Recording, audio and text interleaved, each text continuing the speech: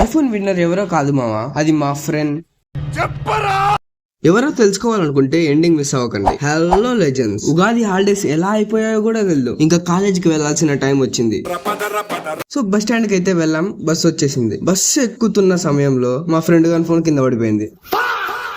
ఏం కాలేదు, బట్ కొంచెం స్క్రాచ్ అయితే అయింది. అలా ట్రావెల్ చేసి పులివెందలు వచ్చాం. ఇంకా పులివెందల నుంచి వేంపల్లి కూడా రీచ్ అయ్యాం. అక్కడ ఆటో డ్రైవర్స్ తమ్ముడు ఈ ఆటోలోకి రా, లేదు ఈ ఆటోలోకి రా అని అంటుంటే అక్కడ ఉండే స్టూడెంట్స్ అందరికి హీరో లెవెల్ ఫీలింగ్ మావా. ఇక కాలేజ్కి అయితే రీచ్ అయ్యాం. బయటకు వెళ్ళేటప్పుడు ఎంత హ్యాపీగా ఉంటామో లోపలికి వచ్చేటప్పుడు దానికి డబల్ బాధగా ఉంటుంది కదా.